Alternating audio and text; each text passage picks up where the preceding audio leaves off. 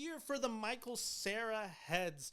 Michael Cera starred, of course, in Greta Gerwig's Barbie, and he's back starring in movies. He's in a movie called The Adults, which I saw a few weeks ago, and boy, do I have some thoughts on Michael Cera's performance. So, welcome to the Beniverse Movie Channel. My name is Ben Friedman, film critic for Highbrow Magazine and film critic here on this channel, and I'll be talking about the film The Adults, starring Michael Cera, Hannah Gross, and Sophia Lillis, starting now. So, The Adults. This is a film released by Universal that stars Michael Cera as a character named Eric, who returns home for a short visit and finds himself caught reuniting with his sisters. As the trip extends, Eric finds it increasingly difficult to avoid confrontations and revelations as his carefully constructed facade of adulthood gives way to childhood conflicts. I have always been a fan of Michael Cera, though sometimes I do believe he is miscast. Him in Arrested Development is, I think, truly one of the funniest performances of all time in television.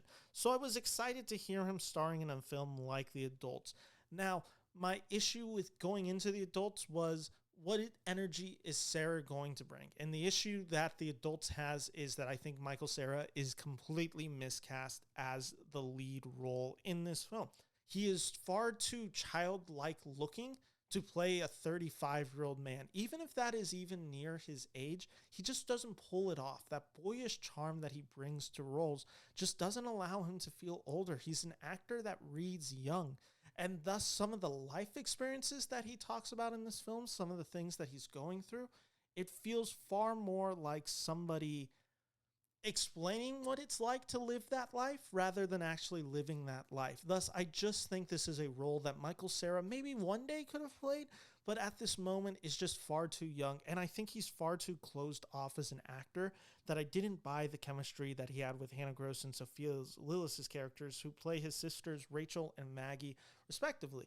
Now, with that said, I found Sophia Lillis and Hannah Gross to have incredible chemistry in this film. Their relationship as sisters, I believe their storylines throughout, and I liked what they were accomplishing as actors in this role. And their story beats hit on an emotional level. It's the issue is we spend so much time with Michael Cera's character of Eric that it just really didn't go anywhere for me, and I ended up feeling very whiny without actually teaching me anything about these people, their lives, and their experiences. So ultimately, I watched this movie and I thought it was a drag.